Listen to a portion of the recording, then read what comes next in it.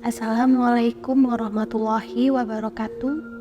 Kembali lagi di channel Cerita Horor. Untuk kisah kali ini ada sebuah cerita yang diambil dari akun Twitternya @bacahoror. Untuk kisah yang akan saya bawakan kali ini yaitu sebuah kisah yang berjudul Tanah Wingit. Sebelum kita masuk ke ceritanya, tekan dulu tombol like video ini.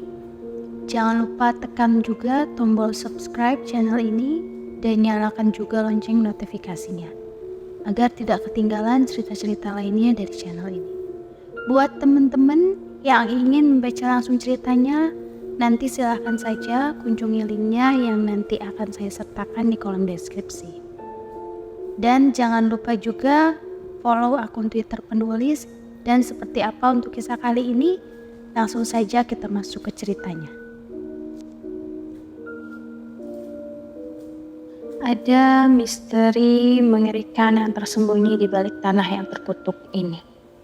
Sebuah misteri yang membuat mereka yang tak kasat mata menetap dan tinggal di tanah yang sama dengan Kan.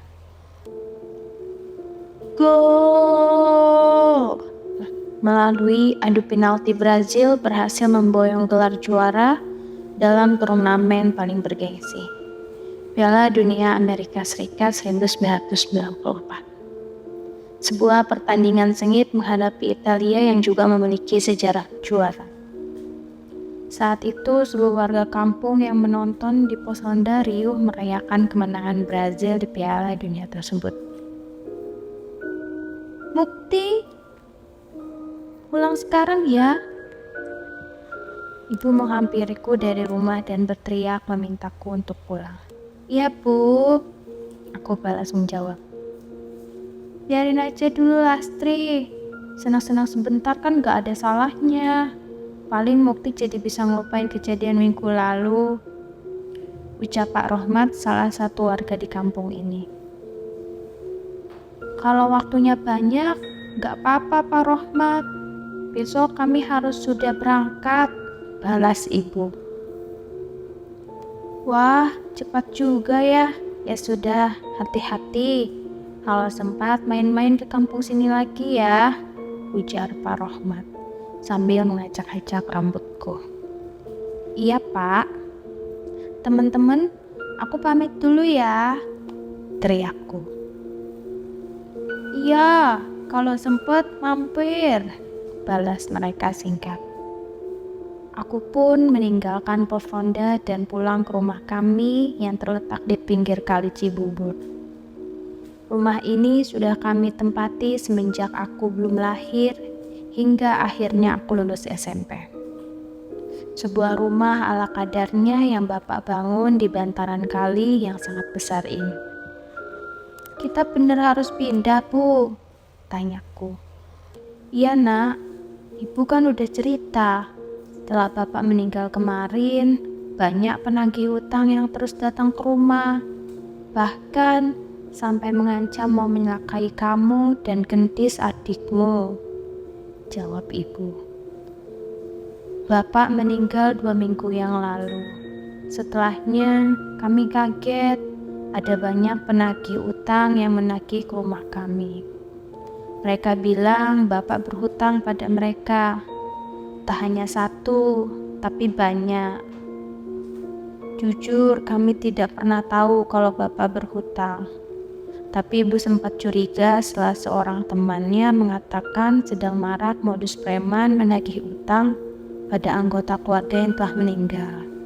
Padahal belum tentu mereka berhutang.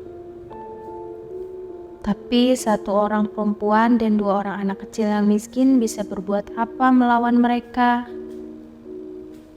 Terus kita kemana Bu? Kita tinggal di Jawa. Iya Nak, kita tinggal di Jawa. Ada rumah peninggalan eyangmu di sana. Tidak ada yang akan mengusik kita selama di sana, ucap ibu. Ibu menceritakan tentang sebuah rumah di desa tempat kelahirannya. Dulu, eyang memiliki banyak tanah dan kebun. Namun semua sudah dijual dan diwariskan ke anak-anaknya termasuk ibu. Tapi ada satu rumah yang tidak pernah laku dijual. Saudara-saudara ibu pun tidak ada yang mau menempati karena rumah itu cukup berjarak dari desa dan tidak jauh berbatasan dengan hutan. Beruntung ada yang mau membeli rumah ini. Uangnya bisa kita pakai untuk renovasi dan modal hidup di sana, kata ibu.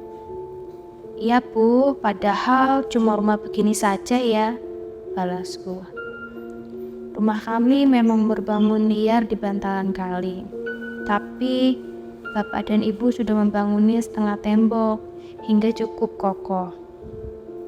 Hampir semua rumah di kampung ini tidak berizin, namun kami semua merasa aman karena ada yang sudah tinggal di tempat ini lebih dari 20 tahun dengan tenang. Tak lama kemudian, sebuah angkutan umum sudah datang sejak tadi pagi. Ini adalah angkutan yang akan kami gunakan untuk pindah ke Jawa. Kami tidak membawa banyak barang, sebagian perambutan sudah dijual dan sisanya diberikan ke pemilik rumah yang baru. Hanya sedikit yang kami bawa menggunakan angkutan umum bercat biru itu yang akan kami antarkan ke rumah baru kami. Ini sudah masuk semua, tanya Bang Jaki, supir yang akan mengantar kami. Sudah Bang Jaki, tinggal orangnya, kata ibu. Ngopi dulu aja, ada gorengan juga, balasku. Bang Jaki pun masuk ke rumah sembari menikmati kopi dan gorengan yang dibuatkan oleh ibu. Sementara itu, ibu memeriksa kembali barang-barang yang sudah masuk ke mobil. Mukti, sebelum menyusul ke rumah, tiba-tiba seorang temanku memanggil dari jauh. Andri? Tanyaku sembari menghampirinya. Ini kamu bawa ya? Ucap Andri. Ada sebuah ukiran kayu berbentuk ular yang ia berikan padaku. Apaan nih? Bawa aja, aku dapat mimpi gak enak semalam. Andri menceritakan bahwa ia melihat aku dan keluargaku diincar sesuatu yang jahat. Ia memang dianggap anak yang cukup aneh di kampung. Warga sudah menganggap ocehannya sebagai bualan belaka. Tapi sepertinya ia berniat baik, jadi tidak mungkin aku meledeknya. Oke, makasih Andri, balasku. Hati-hati yo, sama jagain adikmu Gendis, ucapnya sembari berlari meninggalkanku. Aku menerima benda itu dan menyimpannya di dalam tas pakaianku. Bu, masih jauh? Tanya Gendis yang sudah merasa tidak nyaman di perjalanan. Masih Duk, setengah perjalanan lagi, tidur lagi aja ya, jawab ibu. Ini memang pertama kalinya Gendis melalui perjalanan sejauh ini. Sebenarnya aku khawatir akan sekolahnya di desa. Seharusnya sebentar lagi ia sudah masuk SD, tapi aku hanya bisa percaya pada pertimbangan ibu. Menjelang maghrib, kami pun sampai di rumah yang akan kami tinggali. Sebuah rumah yang cukup berjarak dari rumah lain di desa. Ini rumah yang cukup besar. Semua dindingnya terbuat dari kayu yang sepertinya sudah sangat berumur. Ada sebuah pohon besar di depan rumah. Namun pohon itu sudah kering dan tidak lagi berdaun. Saat mobil Bang Jaki terparkir di depan rumah, ada seseorang yang segera menghampiri kami. Seorang pria kurus yang sedikit lebih tua dari ibu. Pak Ngadimin, sambut ibu. Lastri, gimana perjalanannya? Lumayan Pak, pas lagi panas-panasnya, jawab ibu. Rumahnya sudah saya bersihkan ya Bu, tapi seadanya aja. Lebih baik malam ini istirahat di rumah saya saja. Besok baru beres-beres, ucap Pak Ngadimin. Halah Pak, saya sudah ngerepotin minta dibersihkan malah ngerepotin nginep lagi. Ibu menolak untuk mampir ke rumah Pak Ngadimin dan memilih untuk terus menurunkan barang-barang di mobil. Bang Jaki dan Pak Ngadimin pun membantu kami sementara ibu menyalakan lampu teplok yang sudah tersedia di depan rumah. "Belum ada listrik, Bu," tanyaku. "Sudah, tapi masih harus lapor PLN dulu. Biar dipasang lagi, paling seminggu sudah nyala," balas ibu. Bang Jaki yang sedari tadi menurunkan barang terlihat cukup aneh. Sesekali ia berhenti melangkah dan menelan ludah. "Bang Jaki nginep dulu aja, pagi baru pulang. Ada kamar kosong kok," ucap ibu. Enggak, saya langsung saja habis ini. Mau mampir dulu," ucapnya dengan canggung. Ia terlihat begitu waspada dengan rumah ini. "Mbak Lastri benar yakin mau tinggal di sini?" tanya Bang Jaki. "Ya iyalah Mas, sekarang cuma rumah ini yang bisa kami tinggali," balas ibu. Setelah memandu kami, Bang Jaki segera pamit. Padahal hari sudah larut malam. Pak Ngadimin pun mengantarkan kami makanan kecil dan minuman panas untuk kami dan buru-buru meninggal. Merasa cukup lelah, aku pun duduk di tikar yang sudah digelar oleh ibu. Rumah kayu dengan lampu remang-remang merupakan pemandangan yang cukup asing untukku. Apalagi suasana hening seperti ini tidak pernah kurasakan di rumah kami sebelumnya. Tok, tok, tok. Ada suara dari luar. Tok, tok. Setahuku, rumah kami cukup jauh dari warga lain. Aku malas mencari tahu dan memilih untuk bersantai di tikar. Tapi suara itu mendekat ke jendela. Aku menoleh ke jendela. Sekelibat terlihat seorang nenek melintas di depan jendela rumah. Nenek itu berambut putih terurai berantakan dan kebaya putih yang lusuh. Ia tertawa dengan mulutnya yang memerah. Sontak, bulu kuduku merinding, tubuhku merinding. Aku tidak berani berjalan keluar jendela untuk memastikan dan memilih untuk menghampiri ibu. "Bu, ibu!" teriakku. Aku mencari ibu di kamar. Namun di kamar hanya ada gendis yang tertidur. "Kenapa, Mukti?" teriak ibu yang suaranya terdengar dari dapur. Aku pun berlari menuju dapur menghampiri ibu. "Ada nenek-nenek, Bu. Serem. Di luar jendela," ucapku. "Nenek-nenek? Malam-malam gini? Jangan ngarang kamu. Kalau capek tidur duluan aja," balas ibu yang sedang membersihkan kompor tungku yang mungkin ia gunakan untuk masak-masak. "Iya Mas Mukti, tidur duluan aja. Nanti gendis nyusul," tambah gendis yang tak minum susu yang sepertinya baru saja dibuatkan oleh ibu. Tuh, tunggu. "Gendis, kamu di sini?" tanyaku bingung. Tidak mungkin aku salah. Tadi aku melihat dengan jelas Gendis tertidur di kamar. "Iya, minum susu dulu, habis ini mau tidur disuruh ibu," balasnya. Aku menelan ludah sembari menoleh ke kamar tempat aku melihat Gendis tertidur tadi. Aku bantuin ibu aja deh," ucapku yang sedikit ragu untuk kembali ke ruang depan lagi, apalagi di kamar. Karena kamar yang lain masih berantakan, malam itu kami tidur dalam satu kamar. Walaupun lelah, malam itu aku sulit untuk tertidur saat mengingat kejadian tadi. Pagi harinya, aku masih menganggap kejadian semalam sebagai perkenalan dari penunggu rumah. Itu adalah kata-kata yang biasa diucapkan bila kita melihat hal-hal aneh di tempat baru. Sayangnya, lambat laun aku mulai mendengar desas-desus tentang rumah yang kutinggali. "Kamu kok berani tinggal di rumah itu?" Wisnu namanya. Dia teman yang baru ku kenal beberapa hari ini. "Emangnya kenapa? Angker?" tanyaku. Wisnu terlihat ragu, ingin mengatakan sesuatu padaku. "Ini tak ceritain biar kamu hati-hati, tapi jangan bilang aku yang cerita," balas Wisnu. Aku semakin penasaran saat ia mengatakan hal itu. Memangnya ada hal apa di rumah yang kutinggali?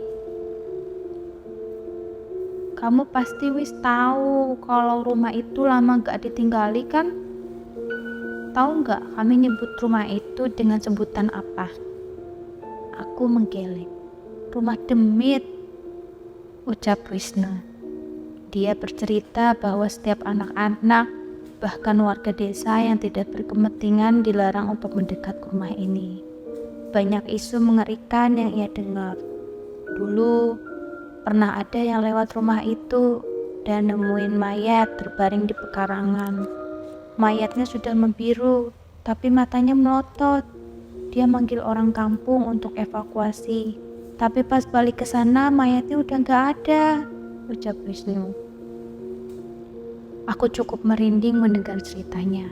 Rasanya aku semakin tidak yakin untuk tinggal di rumah ini. Cerita dari Wisnu membuatku kepikiran.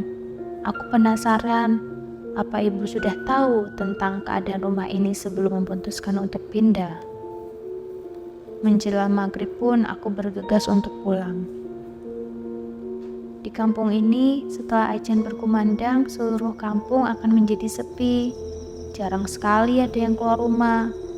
Untungnya ibu sudah menyalakan lampu luar. Setidaknya setelah listrik menyala, rumah ini tidak terasa menyeramkan seperti awal kami datang. Heh, jangan di atas, aku gak bisa nangkap kamu.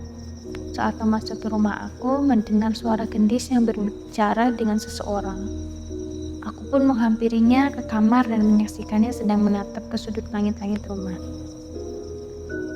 Gendis, kamu bicara sama siapa? Tanyaku. Gendis pun menoleh ke arahku, ia pun menggeleng menjawab pertanyaanku. Tadi Mas Mukti dengar kamu ngomong sama orang, tanyaku lagi. Gendis mengeleng sekali lagi dan berlari keluar, melewatiku menuju arah ibu di dapur. Aku pun memperhatikan sekeliling kamar dan tidak melihat ada siapapun di kamar itu. Mau mandi dulu atau makan dulu? Tanya ibu. Makan dulu aja mas, ajak Gendis. Oke, jawabku singkat. Aku dan Gendis makan berdua sementara ibu menemani kami sembari mengupas bawang merah untuk dimasak besok. Gendis, tadi kamu ngomong sama siapa sih? Jangan bohong, tanyaku di depan ibu. Berharap ibu bisa mengetahui apa yang aku dengar. Ngomong sama siapa-siapa? Balasnya. Tapi ia menjawab sembari makan tanpa menoleh ke arahku. Aku tahu ia berbohong. Jangan bohong, ucapku dengan santai. Tapi sepertinya Gendis kesal karena aku menekannya. Ya udah, kalau Mas Mukti mau tahu, ntar juga ketemu, jawabnya sembari membawa piringnya ke tempat cuci piring dan meninggalkanku. Aku mengernyitkan dahi tak mengerti dengan apa yang ia maksud. Aku pun menceritakan pada ibu tentang kejadian tadi. Tapi ibu menganggap bahwa Gendis sedang asik bermain dengan imajinasinya. Oh, namanya anak kecil, mungkin ngobrol sama bonekanya atau teman khayalannya, jawab ibu dengan tenang. Malam ini aku sudah tidur di kamar sendiri, sedangkan Gendis tidur bersama ibu. Ini adalah salah satu hal baik dari pindah rumah. Aku bisa punya kamar sendiri di sini. Radio tape adalah satu-satunya hiburanku di tempat ini. Pilihanku kali ini jatuh pada kaset Bass Jam untuk menemaniku sampai waktunya tidur. Aku bernyanyi di depan mengikuti nada di lagu itu sembari bergaya layaknya vokalis band. Mungkin sedikit kekanak-kanakan, tapi ini cukup seru. Apalagi aku tidak bisa berharap menonton televisi bersama di pos ronda seperti dulu. Di desa ini jarang yang memiliki televisi, kalaupun ada masih hitam putih.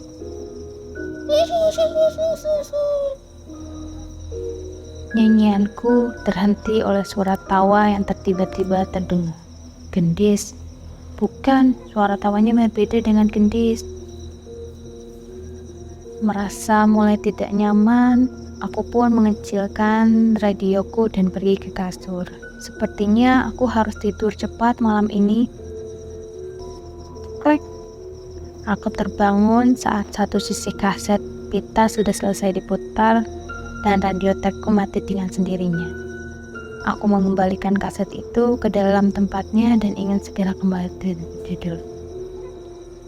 Tapi aku mendengar ada suara dari sudut langit-langit yang saat ini berada di kamarku.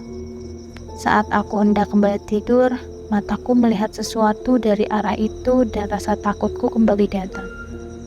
Benar saja. Di sudut itu terlihat seorang anak laki-laki berwajah pucat memandangiku dengan terbalik. Aku tidak bisa melihat kakinya. Yang terlihat hanya tubuhnya dari kepala hingga ke pinggang, menembus langit-langit. Seketika aku keringat dingin. Aku meramas selimutku, tak percaya dengan apa yang kulihat. Dan saat makhluk itu menyadari, aku memandangnya. Ia tersenyum dan memamerkan gigi-giginya yang hitam. Ibu, ibu, teriakku. Sayangnya tidak ada reaksi dari ibu. Dengan kaki yang lemas, aku keluar dan ke kamar ibu untuk membangunkannya. Setan, Bu, setan. Aku membangunkan ibu. Setan, jangan ngawur kamu, bantah ibu yang sedikit kesal karena membangunkannya. Aku pun menarik ibu ke kamar dan menunjukkan ke arah langit-langit kamar. Tapi sosok itu sudah tidak ada. Aku berusaha meyakinkan ibu, tapi ia malah menganggapku hanya mimpi buruk. Aku tidak mau mengambil resiko dan memilih untuk tidur di kamar ibu bersama dengan gendis lagi. Apa kejadian seperti itu sering terjadi? Tidak juga. Semenjak anak kecil di langit-langit rumah itu tidak ada lagi hal aneh yang aku lihat dalam beberapa hari. Hanya pada Wisnulah aku bisa bercerita tentang kemunculan makhluk-makhluk itu. Ibu sudah pasti tidak percaya, sedangkan bila aku cerita pada gendis, dia akan ketakutan dan makin merepotkanku. Kamu temenin aku ngineplah di rumah, ajakku pada Wisnu.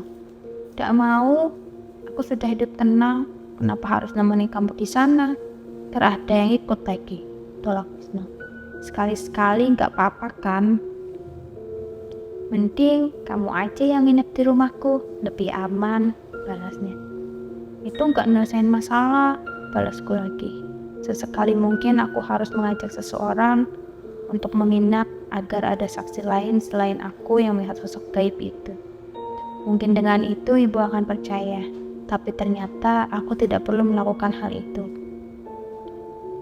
Suatu ketika, ibu sedang membantu salah satu tetangga kami yang sedang panen kacang di kebunnya. Aku menunggu ibu sembari menjaga gendis, sambil bermain di halaman rumah. Aku baru selesai sholat maghrib, dan kami pulang saat matahari baru saja terbenam. Seperti biasa, jalanan sudah sepi dan arah ke rumah kami cukup gelap dan menyeramkan. Gendis pun sampai minta ku gendong karena takut. Dari rumah terakhir di desa, setidaknya kami harus berjalan beberapa ratus meter untuk sampai ke rumah. Seharusnya beberapa menit lagi kami sampai dan bisa segera beristirahat. Tapi saat rumah kami sudah terlihat, tiba-tiba ibu terhenti. Kenapa berhenti, Bu? Tanyaku. Wajah ibu terlihat aneh. Ia memandang rumah dengan gemetar. Aku pun menoleh ke rumah dan melihat pemandangan yang tidak akan pernah bisa kulupakan. Pocong di halaman kami berdiri pocong-pocong dengan kain kafan lusuh yang menggeliat dengan mengerikan. Tidak hanya di halaman, bahkan di atas rumah kami pun ada beberapa pocong yang terbaring dan duduk berserakan. Aku menggenggam erat tangan ibu dan menariknya, mengajaknya untuk memutar balik. Tidak mungkin kami pulang ke rumah di mana terdapat pocong sebanyak itu. Tuh. Gendis takut, Bu. Nangis Gendis dan ternyata sudah melihat sosok itu. Ke rumah Pak Adimin, kita kesana dulu, Leh. Perintah ibu yang segera mengajak kami secepatnya. Pak Ngadimin heran dengan kedatangan kami sekeluarga di malam hari. Apalagi ia melihat wajah kami pucat dengan tubuh yang gemetar. "Sudah, duduk dulu biar dibikinin teh panas," ucap Pak Ngadimin yang langsung memerintahkan istrinya membuatkan teh panas untuk kami. Tidak ada satupun dari kami yang mampu berbicara sampai istri Pak Ngadimin datang dan memberikan kami minum. "Ada pocong, Pak Ngadimin. Pas kami mau pulang dari rumah, kami melihat rumah kami dipenuhi pocong, Pak," ucapku sambil gemetar. "Astagfirullahaladzim, bener Bu?" tanya Pak Ngadimin pada ibu-ibu hanya mengangguk sembari menggenggam gelas hangat. "Mbak Lasli masih bersikukuh ingin tinggal di sana?" tanya Pak Ngadimin. "Habis kamu mau tinggal di mana lagi, Pak? Buat makan saja. Saya masih khawatir," balas ibu. "Tapi rumah itu dibangun di atas tanah yang tidak baik, Mbak Lasri. Kamu kan tahu sendiri. Bahkan sebelum kalian tinggal di sana, kami warga jarang sekali ada yang mau mendekat ke sana di malam hari," ucap Pak Ngadimin. Aku baru mendengar soal ini, berarti sebenarnya ibu tidak tahu bahwa rumah yang kami tinggali memang bermasalah. "Bu, Gendis nggak mau ke rumah," rengek Gendis. Malam itu Pak Ngadimin mengizinkan kami untuk menginap di rumahnya. Besoknya, ia mengantar kami kembali ke rumah bersama seseorang yang ia panggil dengan nama Mbah Sartiman. Pria yang sudah cukup berumur dan rambutnya sudah memutih. Mbah Sartiman adalah seseorang yang dianggap mengerti soal-hal seperti ini. Ia juga sering membantu warga yang bermasalah dengan kesurupan atau penyakit aneh. "Mbak Lasri benar-benar melihat pocong-pocong itu di sini?" tanya Mbah Sartiman saat mencapai halaman rumah. "Ya Mbah, anak-anak saya juga lihat," balas ibu. Mbah Sartiman memejamkan matanya sebentar setelah ia menghela nafas dan menggeleng. "Kalau bisa sebaiknya ibu pindah saja," ucap Mbah Sartiman. "Jangan Pak, saya belum punya tempat tinggal lain. Tolong pocong-pocong itu diusir aja. Dan rumah saya dibersihkan dari makhluk-makhluk itu," pinta ibu. Mbah Sartiman menggeleng menolak ucapan ibu. "Tidak bisa Mbak Lasri, tanah ini adalah rumah mereka. Jasad mereka terkubur di bawah tanah ini," jelas Mbah Sartiman. Dek. Mendengar penjelasan itu, seketika bulu kudukku berdiri. Berarti selama ini kami tinggal di tanah kuburan. "Ini tanah wingit, Mbak Lasri tidak pantas untuk dijadikan rumah tinggal," tambah Pak Ngadimin. Ibu hanya merenung dengan sedih. Jelas keadaan ini membuat ibu semakin tertekan. "Kalau saya tetap memaksa tinggal di rumah ini, resikonya apa, Mbak?" tanya ibu. Mbak Sartiman menggeleng melihat keteguhan ibu. Di satu sisi, aku melihat Mbak Sartiman menaruh simpati kepada kami. "Kalau kalian memaksa tinggal di sini, kalian harus pergi di waktu-waktu yang saya berikan. Sosok-sosok pocong itu akan muncul di hari dan weton itu. Tapi apabila jalan untuk tinggal di tempat lain, saya tetap menyarankan kalian pindah," ucap Pak Sartiman. Jumat Kliwon, Sabtu Pahing, pada 2 hari itu kami harus menjauh dari rumah. Menurut Mbah Sartiman, sosok-sosok itu akan muncul pada hari-hari itu. Pak Ngadimin yang kasihan dengan ibu pun mengizinkan kami untuk menginap di rumahnya pada hari-hari itu. Benar ucapan Pak Sartiman, pada Jumat Kliwon kami pasti melihat sosok pocong itu. Kami juga mengajak Pak Ngadiman untuk memastikannya dan ia pun percaya. Menurutnya, jarang ada warga yang keluar malam, apalagi pada hari-hari tersebut. Mungkin itu yang membuat warga desa tidak mengetahui penampakan ini. Dengan mengikuti aturan dari Pak Sartiman, kami pun bisa bertahan hidup di rumah itu selama berbulan-bulan. Setiap menjelang Jumat Kliwon dan 1 Pahing, kami selalu siap-siap berkemas dan menumpang di rumah Pak Ngadi. Mungkin cerita mengenai pocong yang mengelilingi rumahku sudah cukup mengerikan bagi kalian. Tapi percayalah, ada hal yang lebih mengerikan tersembunyi di tanah ini.